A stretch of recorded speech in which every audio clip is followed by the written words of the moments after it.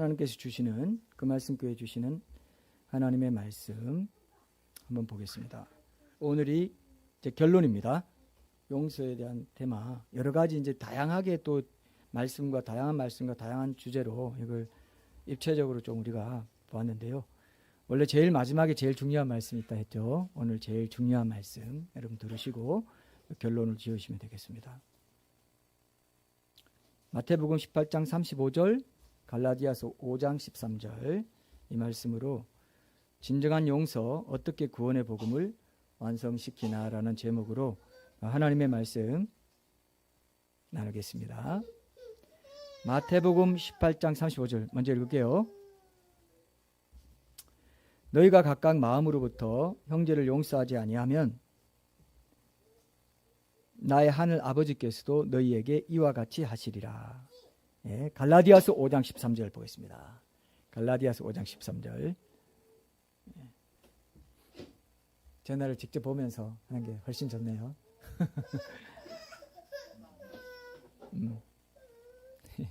자, 갈라디아서 5장 13절. 형제들아, 너희가 자유를 위하여 부르심을 입었으나 그러나 그 자유로 육체의 기회를 삼지 말고 오직 사랑으로 서로 종노릇 하라. 아멘. 자, 오늘 영상은 이제 1555년 이후에 몇 세기 동안 공개가 되지 않았는데 이제 이게 이번에 공개됐다고 합니다. 그래서 예수님의 무덤을 이제 이번에 공개를 했는데 최대한 원래대로 복원을 하려는 거죠. 그래서 현장에서 작업하는 과학자들이 이제 그런 복원 활동을 하는 걸 담고 있는데 원래 예루살렘 성지를 가면은 그냥 예수님의 무덤이 있던 곳에 지어진 예배당 건물 보는 그런 정도에 거쳤는데 이번에는 아예 그 무덤이라고 하는 여러분 예수님의 무덤이 널리 알려졌을까요? 비밀리에 숨겨졌을까요? 잘 생각해 봐요. 예수님이 부활하신 그 무덤이 베드로나 요한이나 다 가봤기 때문에 초대교회 예루살렘의 초대교회가 일어나고 사람들이 막 부활했니 뭐니 이렇게 할 때 그 무덤을 사람들이 다 알도록 했을까요? 모르게 했을까요? 알게 했죠. 무덤이 오늘 무덤 보셨죠? 오늘 무덤 안까지 보셨죠? 이게 놀라운 일입니다, 여러분. 놀라운 일입니다. 예수님의 무덤이 있다는 겁니다. 근데 오늘 뭐 거기서 신비한 작용이 일어났어요. 작동이 이제 완전히 그 안에 들어가서 뭔가를 하려고 하니까 기계가 작동을 멈춰가지고 과학자들이 이제 감동을 받았다는 겁니다. 와, 이건 진짜 예수님이 여기 관심 갖고 이걸 보고 계시구나. 그러니까 4대 성인을 포함해서 모든 인류의 위대한 종교의 창시자든 뭐 철학자든 사상가든 뭐 엄청난 교주든 뭐든 무덤이 비어있는 존재는 예수님밖에 없다는 겁니다. 마호멧 무덤도 있고요. 소크라테스 공자 무덤 공자도 제가 그 중국의 장수를 잘 기억하지 못하겠습니다. 중국의 유명한 장수 이름이 있는데 제가 지금 기억이 안 나네요. 그 장소에 가면 공자 무덤이 있어가지고 막 릉처럼 길게 해놓고 막 집처럼 이렇게 만들어놨어요. 예. 공자도 있죠. 다 있어요. 부처는 자기 사리를 이렇게 나눠가지고 무슨 다보탑, 이건 제가 그냥 지어낸 겁니다. 다보탑이니 무슨 탑이니 이렇게 이렇게 몇 군데 이렇게 흩어 놨다. 이런 말이 있어가지고 여기에 부처님 사리가 있는 곳, 이런 식으로 해놨다고도 얘기하더라고요. 사실인지 정확히 제가 확인하지 못했지만 그런 식으로 어쨌든 무덤이 있고 흔적이 있습니다. 근데 예수님은 있어요, 없어요? 예수님은 없다는 겁니다. 이건 놀라운 일이에요. 이걸 근데 안 믿어요, 사람들이. 예수님이 부활한 것 때문에 예수님 십자가에 달려 돌아가실 때 모든 제자들이 뿔뿔이 흩어져 버려가지고 기독교 자체가 지금까지 존재할 수가 없도록 됐는데 부활한 그 때문에 다시 돌이켜가지고 순교까지 각오하면서 예수님을 전하고 기독교가 지금까지 수천 년 동안 2000년 넘게 그죠? 예수님 부활을 기념해서 주일에 명절이라고 했죠. 주일에 부활을 기념해서 우리가 예배를 드리고 있는데 이게 기독교인데 이거를 사람들이 믿지 않는다는 것입니다.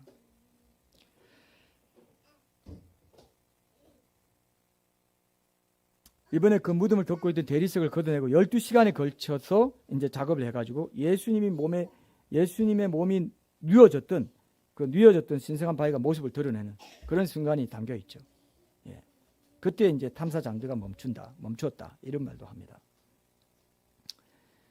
자, 여러분, 근데 이런 영상들이 공개된다 해도 세상 사람들은 신자인 우리가 당연하게 믿는 예수님의 동전 탄생이나 부활 같은 거를 믿을까요, 안 믿을까요? 에이, 뭐 그런 게, 에이, 또 무슨 뭐 가짜겠지. 아이, 또 뭐 그런 거는 원래 많은 거야. 미스테리한 거고. 세상이 미스테리한 게 많으니까 하고 안 믿습니다.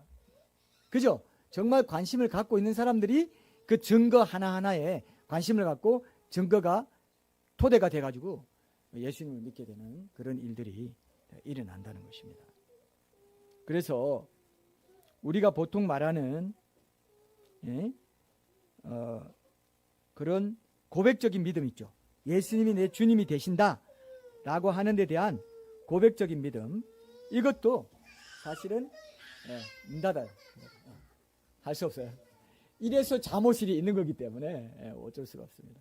같이 이제 조금만 더 지나면 밖에서도 또 예배, 우리 다혜리처럼 밖에서도 예배 드릴 날이 올 거라고 생각합니다. 그래서 그 고백적인 믿음도 굉장히 귀한 겁니다, 여러분. 예. 다혜리는 요즘 거의 어른 같아요.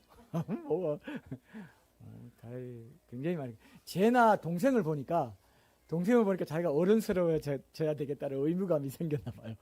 그렇지? 대답 안 하네요. 네.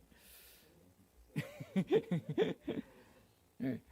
그래서 그 고백적인 믿음도 굉장히 귀한 거예요. 우리가 행함 있는 믿음을 강조하다 보니까 고백적인 믿음이 중요하지 않은 것처럼 되는 건 절대 안 된다고 그랬죠. 제가 90%가 중요하다고까지 얘기했습니다. 그런데 그 10%가 잘못돼가지고 이 90% 그 엄청난 귀한 고백적인 믿음이 없이 하게 돼버린다는 거죠. 그죠? 그래서 이게 안타까운 거라는 거예요. 없이 하게 돼버린다는 겁니다. 그렇기 때문에 이 문제가 심각하다는 거죠. 예.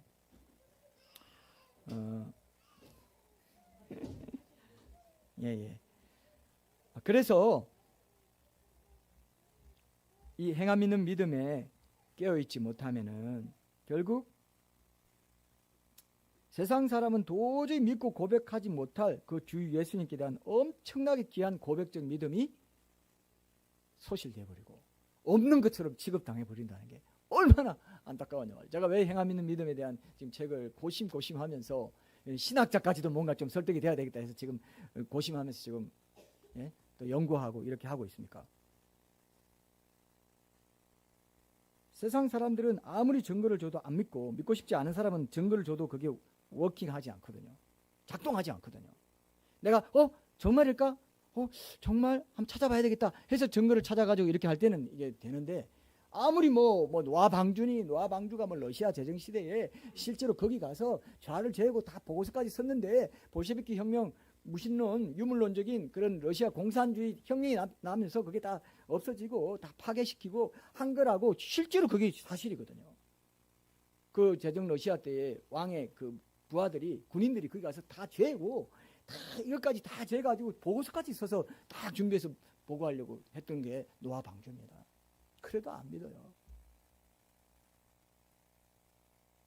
우리가 지금 예수님의 동정의 탄생과 부활 이런 걸 당연하게 생각하고 예수님을 주라고 칭하는 게 다 자연스럽고 예수님을 찬양하는 게 자연스러운 이것이 엄청나게 기적적인 은혜입니다. 이거 믿습니까? 믿습니까 이거? 엄청난 은혜예요. 이 자체를 잘 간수하는 게 행함 있는 믿음이에요. 맞죠? 그죠? 성경에는 그렇게 얘기가 되어 있어요. 그 칭의 받은 그거를 끝까지 잘 간수하는 그게 성화의 과정이라고 했어요. 근데 이스라엘 백성들은 출애굽할 때 세례까지 받고 어린 양의 피로 다 고백적인 믿음의 모든 요건을 갖추고도 광야 여정에서 그걸 지키지 못해가지고 다 엎드려지고 가나안 땅에 천국에 못 들어갔다. 이렇게 되어 있습니다. 그렇기 때문에 우리가 가지고 있는 이 고백적 믿음 엄청나게 중요합니다. 그런데 그것을 가장 쉽게 훼손시킬 수 있는 게 바로 이번 용서를 테마로 한 우리가 설교에서 강조한 이 용서의 문제, 사람을 미워하는 문제, 마음의 원한을 풀지 않는 문제. 이게 제가 그때 그랬죠. 히브리서 12장 2절에서 제가 이게 어떤 죄라고 했습니까? 어떻게 하기 쉬운 죄라고 했어요? 혹시 12장 2절 생각 안 나요? 어떻게 하기 쉬운 죄라고 했어요? 예. 얽매이기 쉬운 죄라고 했잖아요. 얽매이기 쉬운 죄. 그죠? 얽매이기 쉬운 죄. 여러분들이 우리가 보통 일상을 살면서 대놓고 거짓말하고 뭐 엄란하게 행하고 나쁜 짓 하고 그러지 않습니다. 근데 일상에서 조금만 자기 뜻대로 무슨 일이 좀 안 풀리고 조금만 얽히고 섭섭하거나 서운한 마음이 들고 그러면요 바로 마음이 캥기면서 서운한 마음, 미워하는 마음이 바로 들어와요. 그게 얽매이기 쉬운 죄입니다. 이해되죠? 바로 들어와서 그것을 회개할 생각도 못하고 이 죄로 지옥 가는 사람들의 특징이 뭐냐면 신자이면서 특징이 뭐냐면 그게 뭐가 죄가 돼. 그거는 다 짓는 죄인데 그걸 갖고 뭐 문제가 되겠어 하면서 그렇게 얽매이기 쉬운 죄가 그렇게 들락날락 하고 내한테 잠기고 상처로 깊이 들어가고 자리하고 뿌리 내려가지고 잎사귀까지 피워내도 모른다 이거예요. 모르기 때문에 지옥 가는 사람들이 많다 이겁니다. 자기가 죄인 줄 알지도 못한 채 죄 짓고 회개하지 않고 뻔뻔하게 그냥 그럭저럭 살아가는 그런 사람들 중에 그런 교회 다니는 사람들 중에 지옥 가는 사람들이 정말 많다는 겁니다. 그래서 행함 있는 믿음을 제가 지금 전도 속에 전도라 해서 변정 전도에 이건 완성이다라고까지 할 정도로 관심을 갖고 있는 거예요. 지금은 세속주의가 너무 강해가지고 바깥 완전 깡 고구마들이 생 고구마들은 참 못 믿어요. 잘. 제가 지금 점점 모든 신문이나 이런 거 다 보면 전도가 점점 지금 어려워지는 시대가 점점 들어가고 있다. 젊은 세대들은 뭐 완전히 이제 미 선교 지역처럼 이렇게 돼가는 상황이고 주일학교가 거의 큰 교회도 그냥 몇 명밖에 없는 정도로 이렇게 가고 있는 상황입니다. 예, 지금 우리 교회에 이렇게 서영이 뭐 다 이렇게 포함해서 우리 자네 형제나 다 이렇게 젊은이들이 나와가지고 자꾸 이런 변정적인 말씀을 듣고 있다는 것은 아주 귀한 거예요. 맞습니까, 여러분? 맞습니까? 변정적인 이런 설교가 필요한 때인데 한국은 워낙 변정 전도가 인기가 없어가지고 뭐 지금 그렇지만 그래도 우리는 끝까지 단 한 사람에게라도 더 전하고 주님 오실 때 천국 가야 되겠다 이런 생각을 여러분 가져야 돼요. 여러분 부르신 자리를 잘 지키시고 이 예수님의 주되심을 증거할 때 하나님이 엄청난 상을 주십니다. 믿습니까 이거? 믿습니까? 안 믿는 사람이 많네요. 예, 이거 안 믿고 뭘 믿고 사세요? 뭐가 그렇게 재밌어요? 예? 세상에 뭐가 그렇게 재밌는 게 많고 마음을 빼앗기는 게 많습니까?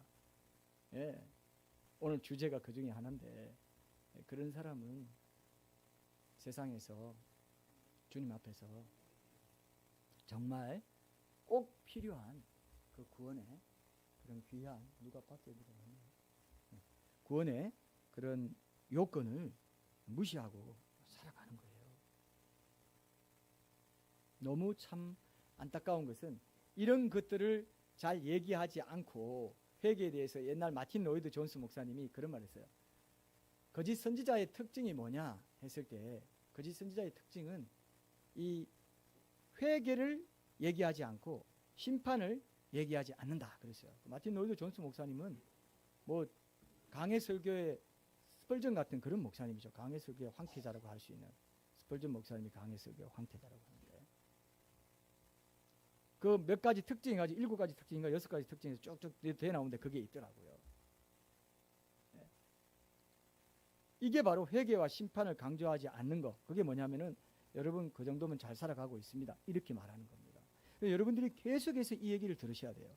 그래서 이 얘기가 여러분 마음에 불편하지 않고 고맙고 감사하고 그래서 내가 예수님과 친밀한 연합의 교제로 더 나아가야지 하는 그런 마음이 될 때 여러분들이 어느 정도 준비되어 가고 있는 거예요. 그렇죠? 그렇겠죠? 이런 말이 고맙게 느껴져야 돼요. 오늘도 날 깨워주는구나. 오늘도 내 영혼을 일깨워주는구나. 그런 마음 드세요? 이거는 강요하는 겁니다. 들어야 된다는 것을 강요하고 있는데 어쨌든 그런 마음 들어야 돼요. 저도 제 자신에게 이 얘기를 하고 있어요. 저도 끊임없이 제 자신에게 지금 설교하고 있습니다. 가장 먼저 이거 준비하면서 제 자신에게 하나님 앞에서 내가 이 말씀을 먼저 잘 먹겠습니다. 내가 먼저 적용하겠습니다. 이런 마음을 갖고 항상 준비하고 있습니다. 그럴 때 여러분 이 우리가 믿고 있는 진리 너무 귀해가지고 돼지에게 진주 던져주는 식으로 그렇게 해프게 대하지 않기 위해서 우리 삶 전체를 들여가지고 그 귀한 진리에 대한 믿음을 지켜나가는 이게 행함 있는 믿음이에요. 그렇게 이런 내용 있는 믿음으로 거룩한 삶을 읽어갈 때 어떤 축복이 있는지 아세요? 오늘은 제가 한 가지 축복을 더 새롭게 소개할게요. 성경을 읽을 때 우리가 이제 사사기도 이번에 통독할 텐데 성경을 읽을 때 하나님이란 이름이 축복해요. 지금 이게 문맥이 맞는지 모르겠죠. 하나님 이름을 축복해요? 네, 축복합시다. 하나님의 이름이 계속해서 달라져요. 하나님이 이르시되 하나님께서 하나님 뭐 하면 하나님이 그 이름의 깊이가 계속 달라져요. 입체적이 돼요. 그 하나님이란 이름 배후에 있는 하나님의 그 엄청난 그 이야기가 계속 나한테 내 영혼에 더 깊이 해석이 돼요. 더 깊이 받아들여지고 하나님 하면 그냥 내 마음이 둥 내려앉을 만큼 감동이 옵니다. 이러고 싶죠? 이러고 싶죠? 이게 성경이 있는 맛입니다. 하나님이 뭐 했다면 하나님이 그랬구나. 그 무한하신 하나님, 우주를 창조하신 그 위대하신 하나님, 역사의 모든 순간순간을 다 주장하셔가지고 예수님으로 오시기까지 하신 그분이 하나님인데 하고 그 사연이 거기에 딱 단격이 돼요. 자꾸 압축 코드처럼 하나님이라는 그 이름에 압축 코드가 들어가 있는 것처럼 하나님의 이름이 예사롭게 들리지 않습니다. 복음서에도 마찬가지. 예수께서 가라사대 하면 그 구약의 하나님과 연결돼요. 오버랩돼가지고 구약의 하나님이 여호와 하나님이 예수님이시다는 걸 알게 되면서 읽어봐요. 얼마나 위대한지 몰라요. 그 성경 말씀이 얼마나 재밌는지 몰라요. 마태복음을 읽으면서 창세기가 떠올라요. 창세기 1장, 2장, 3장에서 여호와께서 아담과 거느렸더라 하는 그 하나님이 이 예루살렘 땅에 와서 지금 제자들이 이렇게 말하고 있고 이런 기적을 행하고 있구나. 그게 입체적으로 보여요. 좋을까요? 안 좋을까요? 엄청나게 성경 펼 때마다 우와 이렇게 돼요. 이게 믿음의 기쁨입니다. 이게 변증하는 사람의 기쁨. 저 변증 전도자로서 제가 참 많이 은혜 받고 있는 부분이에요. 저는 기독교 변증을 통해서 많은 사실들을 확인하고 연결 지어다 보니까 그게 보이는 거죠. 더 보여요. 보면 볼수록 더 보여요. 계속 보여요. 계속 보이게 해주세요. 그러니까 말씀 하나 딱 붙잡고 있어도 와 나는 행복자로다 이렇게 돼야 돼요. 맞습니까? 당연한 거로 여러분 왜 안 믿으십니까? 하나님 말씀이 우리 삶에 주어졌다는 건요 엄청난 축복이에요. 우리가 이 자리에서 예배 드리시되 우리가 예배 드리고 싶다 해서 못 드릴 때가 옵니다. 하나님이 허락해 주신 거 여기서 드리는 거예요. 찬양하고 예배 드릴 수 있다는 거예요. 얼마나 큰 축복인지 아세요? 오늘 그걸 기대하고 그 축복인지 알고 오셨죠? 알고 오셔야 돼요. 알고 예배 드려야 돼요. 하나님이 얼마나 위대한 존재인지를 말씀을 통해서 그 성품과 신적인 실체가 더 입체적으로 선명하게 느껴지는 하나님의 이름을 읽을 때마다 그 이름 뒤에 담겨있는 그 실체를 더 느끼게 해주신다. 영적인 활기가 있고 재미가 더해지고 신앙생활에 깊고 긴밀한 주님과의 연합의 교제를 경험하게 해주시는 그 신앙의 비밀, 그것이 하나님의 그 이름의 능력에 있고 이름의 은혜에 있어요. 하나님을 딱 알면 하나님이 그 다음 뭐 말하는 거는 다 그냥 내 영혼에 들어오게 돼 있어요. 하나님을 만나면, 하나님의 이름을 제대로 만나면 인생이 바뀐다는 것입니다. 인생이 바뀌어요. 이 세상에 어떤 일보다 하나님이 제일 좋습니다. 예전에 어거스틴이 그런 말 했어요. 정말 제가 책에서 그거 읽고 정말 나도 이랬는데 이런 생각이 들어요. 어거스틴이 사람들한테 나는 황금보다 하나님이 더 좋습니다. 황금보다 더 좋습니다. 이렇게 얘기했다는 거예요. 하나님이 황금보다 더 좋은 사람, 그 사람이 천국 갑니다.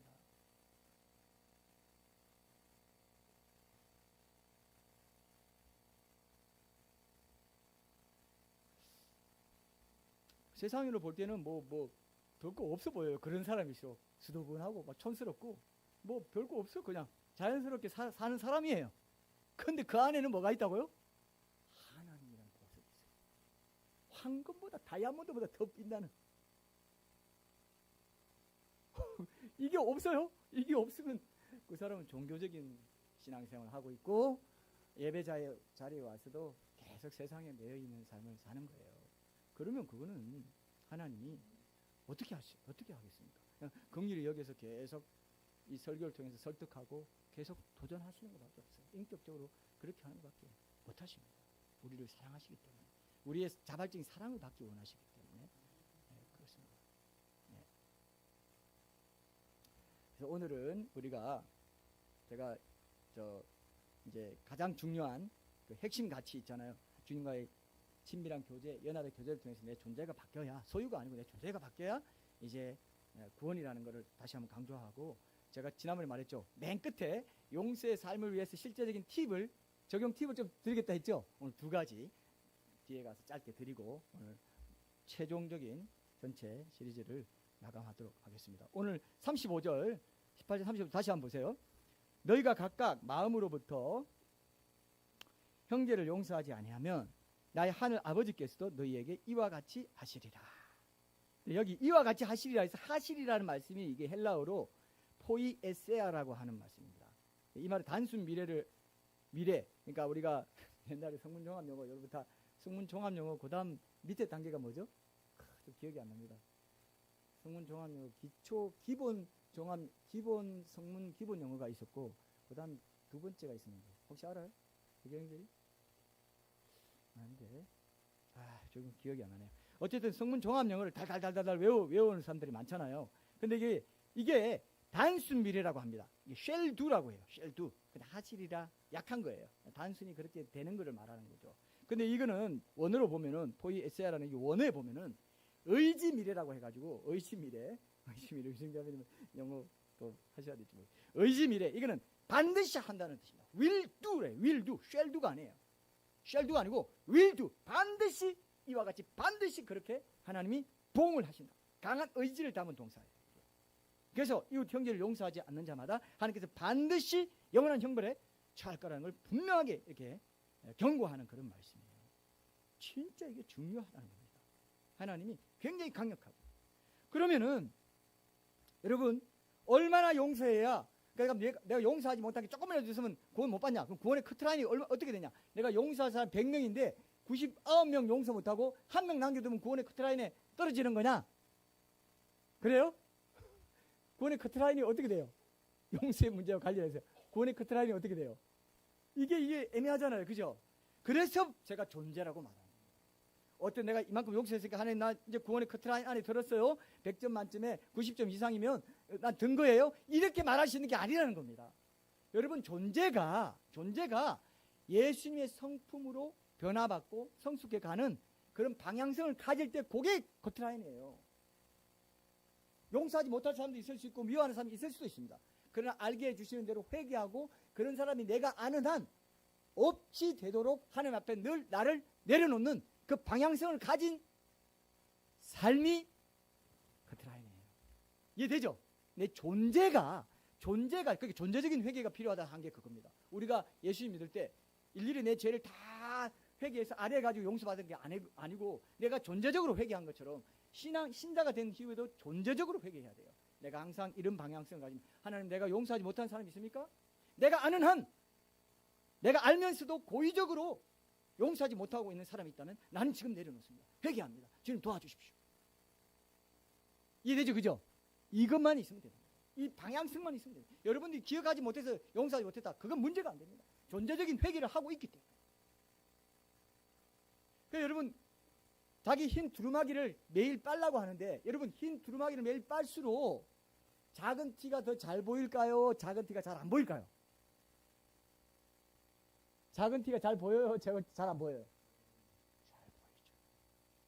바로 그런 삶을 하는 거죠.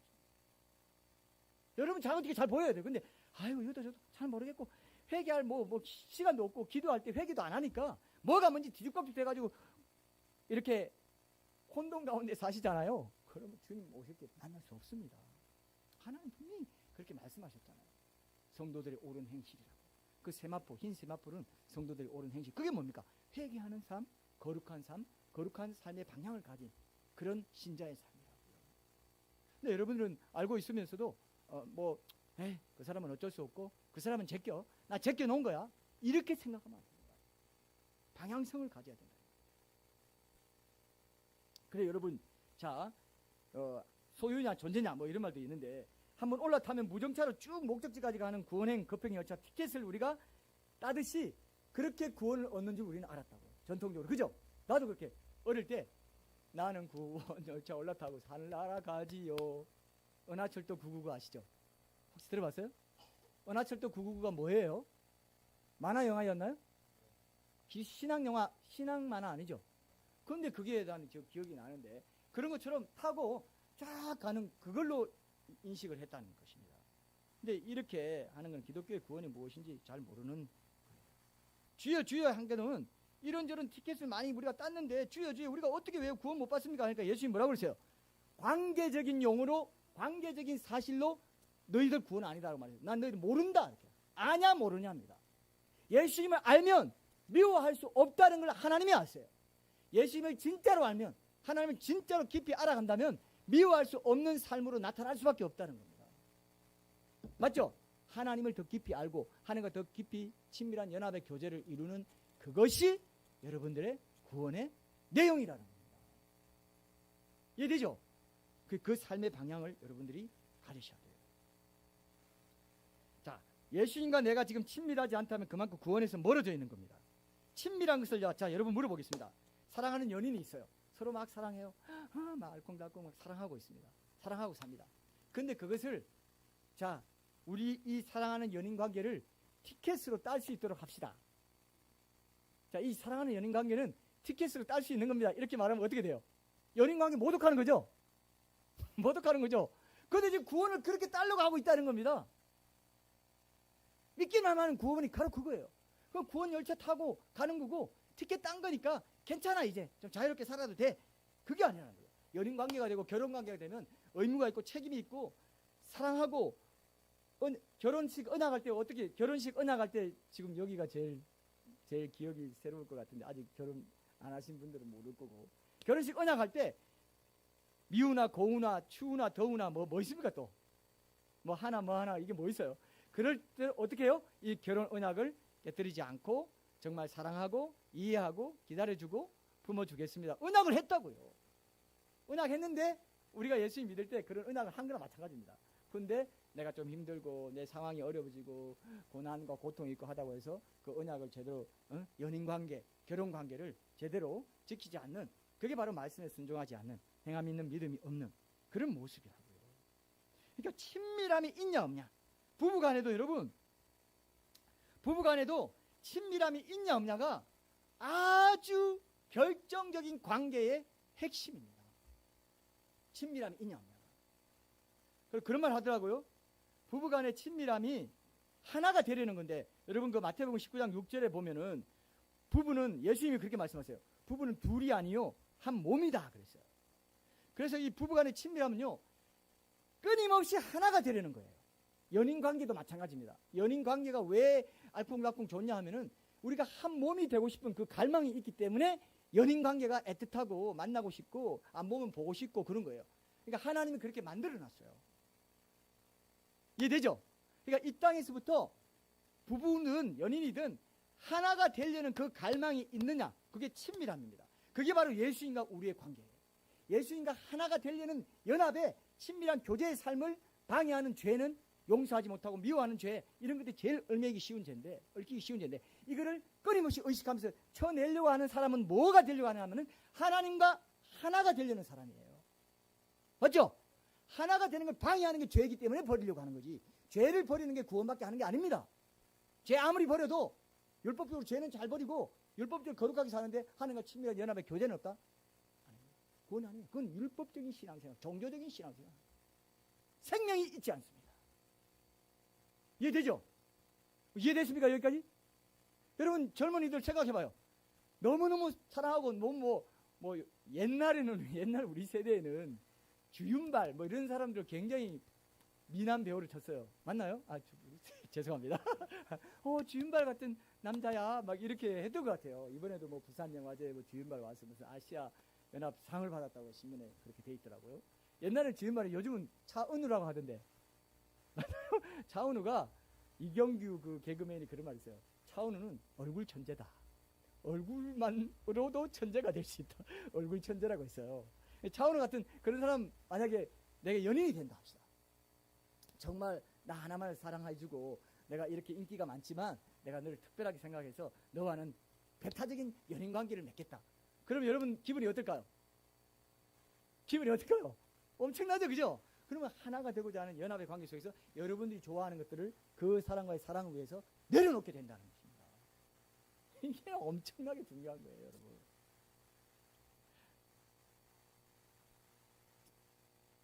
그러면서 참 신기한 거는요, 그 하나가 되려는 마음이 모든 연인관계, 결혼관계에서 정상적인 부부관계고 연인관계라면 어떤 마음인 줄 아세요? 이게 비밀입니다. 영원한 걸 추구해요. 우리가 영원히 하나가 되기를 원한다는 마음이 있어요. 영원히. 이게 비밀입니다. 만약 하나님과의 연합관계에서 떨어지잖아요. 영원히 저주받습니다. 영원히 분리됩니다. 영원히 그 하나됨의 관계는 영원성을 본질로 갖고 있기 때문에 내가 그 하나됨의 주님과 창조주 하나님과 내가 하나 되는 그 삶을 내가 놓치게 되면은 영원히 분리되는 쪽으로 갈 수밖에 없도록 딱 운명이 두 갈래로 딱 지어졌다. 하나가 된다는 건 영원한 것만 의미가 있어요. 영원하지 않다, 일시적이다, 그러면 이 하나가 되는 이 연합성이 깨진다는 겁니다. 그래서 연인 관계가 사귀다가 헤어지게 돼요. 두 사람, 한 사람으로 가다가, 한 사람으로 되려고 가다가 두 사람으로 찢어져 버려요. 결혼 관계도 하나고 우리는 영원하다, 우리 관계는 하나님의 은혜 안에서 영원하다는 이게 없으면요, 결혼하고서도 두 사람으로 살아요. 이 사탄이 누락질하는 것이죠. 이해되죠? 계속 각자로 흩어지려고 해요. 하나가 자꾸 한 마음으로 모이고 이런 거를 계속 사탄이 방해합니다. 연인관계도 마찬가지예요. 연인관계도 점점점 그렇게 해도 너는 나랑 너무 다르다, 뭐 이래 혼내서가 안 맞고, 자꾸 뭐 다른 게 각 사람이라는 게 자꾸 확인이 되면은 결국 각 사람으로 우리는 찢어지자 하고 찢어지는 거예요. 결혼하고도 찢어지고. 이게 다 한 사람 한 사람 자기 각자의 독립성을 각자가 가지려고 할 때는 찢어지는 겁니다. 근데 친밀한 관계 속에서 연합하려고 하고 하나가 되려고 하고 뭐 육체적이든 영적으로든 정서적으로든 하나가 되려고 자꾸 할 때, 그때 친밀함이 회복되면서 한 사람으로 만들어지고, 그것은 영원성을 바탕으로 하고 있다는 거예요. 아주 중요한 겁니다, 여러분. 그게 주님과 나와의 관계의 핵심 본질로 들어있기 때문에, 그게 바로 연인관계와 결혼관계 속에 하나님이 심어놓으신 겁니다. 그러니까 부부도 각 사람이 돼가지고 하나가 못 되고 각 사람이 되면 그거보다 더 어색한 게 없고 이상한 거예요. 그게 아주 그건 죽을 맛이에요. 그건 부부가 아니에요. 어떻게 보면 부부가 아니에요. 부부가 하나님이 디자인하신 부부가 아니에요. 그러니까 우리가 하나님과 예수님과 친밀함이 없이 신앙생활 한다 합시다. 아주 어색한 거예요. 교회 예배드리고 섬기고 교제하고 오늘처럼 야외 가서 다 어색해요. 이해되죠? 각자가 하나님과 친밀할 때 그때 하나가 되고, 자, 이게 삼각형이라 했잖아요. 부부가 여기 있고 예수님이 여기 계세요. 각자가 예수님과 가까워질 때, 친밀할 때 부부도 가까워집니다. 이 원리가 공동체에도 그대로 적용됩니다. 여러분들 각자가 일주일 동안 살면서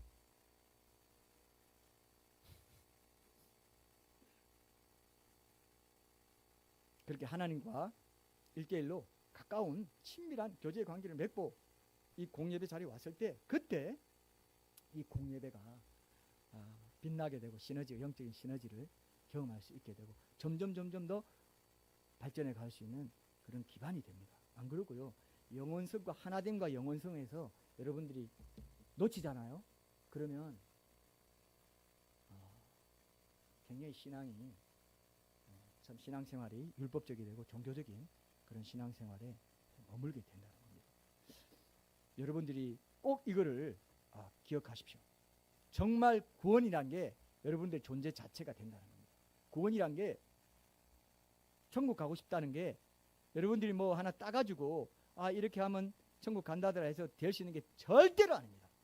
그래서 이 땅에서 뭐 좋다고 하는 그래서 최상위 천국에 있다고 하니까 그러한 물질적인 어떤 욕심의 연장선상에서 천국에 들어가기를 구하던 사람들은요, 천국에 가면요, 자신이 그러한 욕심이, 자기가 그런 욕심을 가진 게 얼마나 천박하고 천국 질서에 맞지 않는 건지 딱 알게 돼요.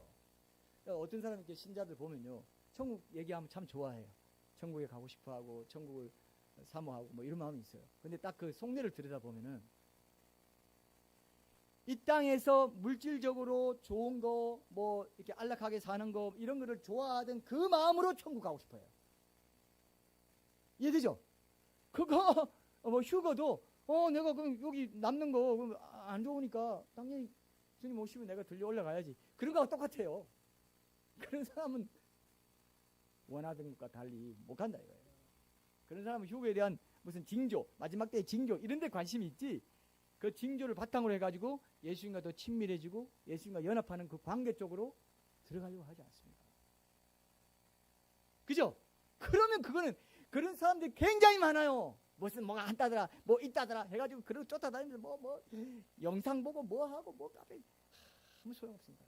제가 그런 거 보면 딱 보면 알아요. 딱 이 사람이 뭐 어떻게 말하는 투나 이런 거 다 보면, 이 사람은 주님과의 친밀함을 목적으로 해서 이런 휴거에 대한 관심, 시대적인 징조 이런 데 관심이 있는 게 아니고, 그냥 이거 환란이 온다는데 그런데 내가 남으면 안 되니까 무서우니까 가도록 해야지 해가지고 무슨 뭐 율법적으로 주일 성수도 잘하고 뭐 헌금도 되고 이런 거 아니라는 겁니다. 그러니까 존재 자체가 여러분들이 바뀌어야 된다는 겁니다. 존재 자체가 예수님과의 연합, 친밀함으로, 그것이 바탕이 되지 않으면요, 천국의 본질에 어울리지 않는다는 것을 여러분들이 이제 천국 문 앞에 가면 알 수 있어요. 천국 문 앞에 가면. 여러분들이 천국 문 앞에 가면은요, 어떻게 되냐면은 천국에 들어가는 게 괴로워요. 이해됐습니까? 천국에 들어가야 되는데, 천국에 들어갔을 때의 그 하나님을 찬양하는 그 음악이라든지 그런 거룩한 분위기라든지 천사와 함께 예배드리고 흰옷 입고 뭐 이렇게 하는 게 너무 괴로워요. 괴로워요. 그래서 여긴 천국이 아니고 지옥이라고 생각이 돼요. 그러면 스스로 제 발로 지옥으로 들어갑니다. 천국이 괴로운 걸 어떻게 해요? 여러분, 이 상상이 돼요?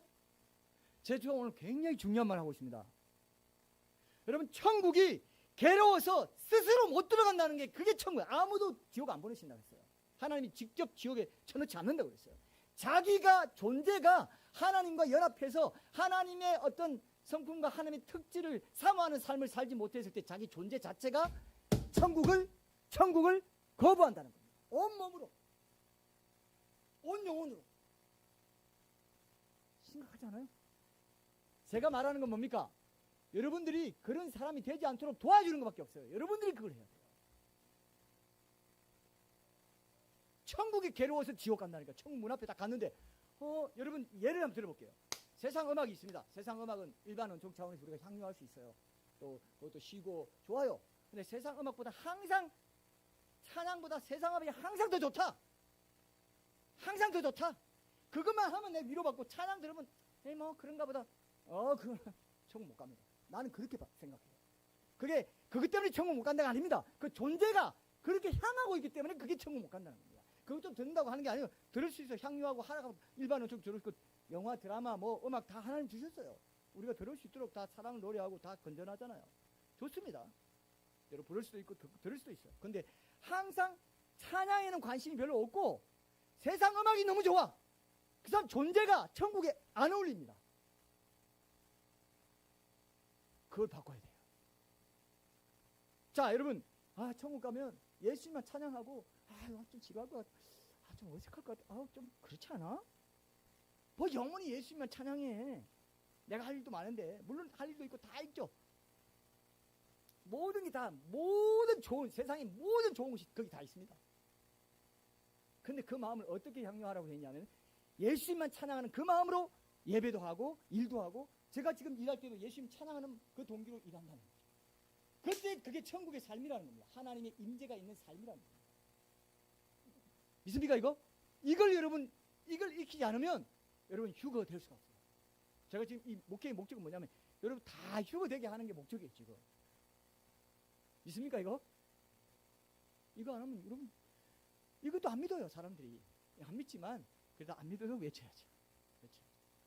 여러분 일상에서 예수님을 찬양하는 그 마음으로 여러분들이 밥도 짓고 재나도 보고 뭐 일도 하고 뭐도 하고 있지 않다면 존재가 아니라는 겁니다. 소유의 개념으로 나 한번 믿었으니까 난 모태신앙인데 내가 그때 신앙 고백에서 어떤 수련회 가서 내가 눈물 콧물 짜면서 예수님 영접했어. 그것만 안 된다는 겁니다. 존재는 바뀌기 때문에 계속 영향을 받기 때문에 존재가 하나님께 딱 연합돼 가지고 밀착돼 있어요. 맞습니까? 지금은 더 그렇다. 근데 하나 되려는 마음, 영원한 마음, 이게 영원히 나는 하나가 되고 싶습니다. 예수님과 하나가 되고 싶은데 휴거 되기 전까지만 하나가 되고요. 예? 휴거 돼야 되니까 휴거용으로 연합의 교제를 내가 추구하고요. 그 다음은 그냥 뭐 또 내가 좋은 대로 살아도 되지 않을까? 그게 아니에요. 연인 관계가, 결혼 관계가, 부부 관계가 하나가 되기를 원하고 영원하기를 원하는 그 마음이 예수님과 꼭 맞게 딱 대입이 돼야 여러분들이 구원받은 백성, 구원받은 존재로 산다는 것입니다. 그렇게 살고 싶어요?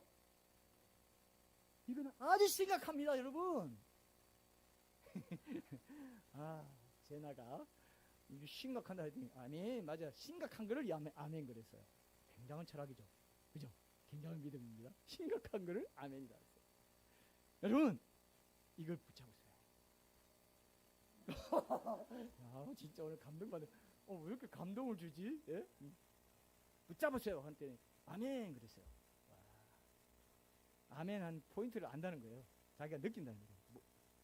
못 알아들어도 느낀다는 거죠. 그래서 내 존재 자체가 천국에 맞는 삶을 이 세속적인 세상 속에서 살아야 된다.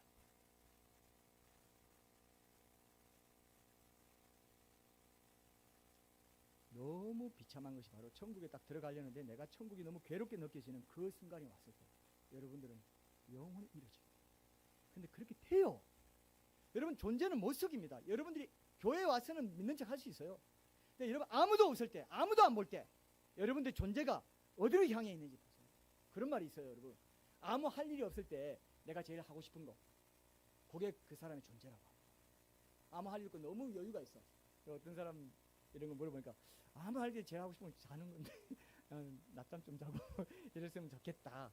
잠이 제일 좋은 거죠. 잠 존재죠. 예수 존재가 아니에요. 근데 아무도 안 듣고 다 하면 예수님과 기도하고 예수님과 대화하고 뭔가 좀 예수님과 관련된 걸 좀 알고 싶다. 이런 마음이 드는지 한번 생각해봐요. 예수님과 더 가까이 있는 훈련을 내가 이 시간에 좀 하고 싶다. 예수님 좀 생각하고 싶어. 예수님 그동안 너무 바빠가지고 내가 예수님 생각을 깊이 못했습니다.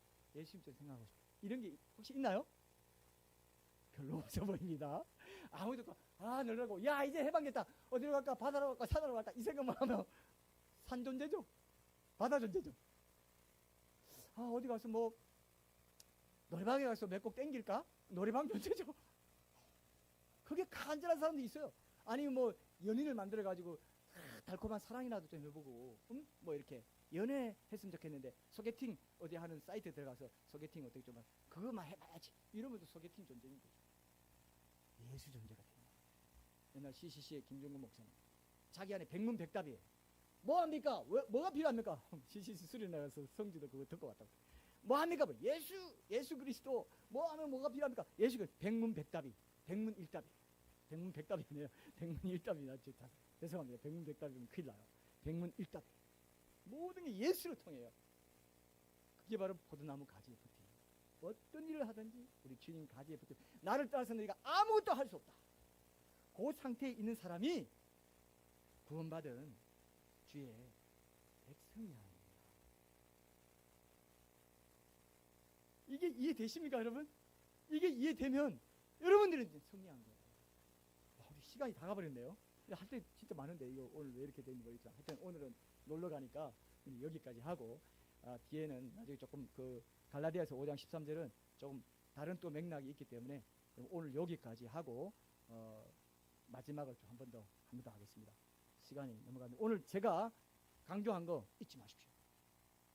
하나님과의 관계, 주님과의 친밀한 관계에 그 존재가 못 되면 천국 문 들어가려고 할 때 여러분들이 천국이 지옥처럼 느껴진다. 괴롭게 느껴진다. 그래서 여러분이 마음이 편하려고 지옥을 제 발로 걸어 들어가게 만들어 놨습니다. 하나님.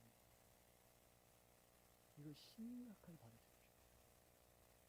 이거 하나만 오늘 붙잡고 우리 한번 회개기도, 결단기도 하고 우리 나가도록 하겠습니다. 기도하겠습니다.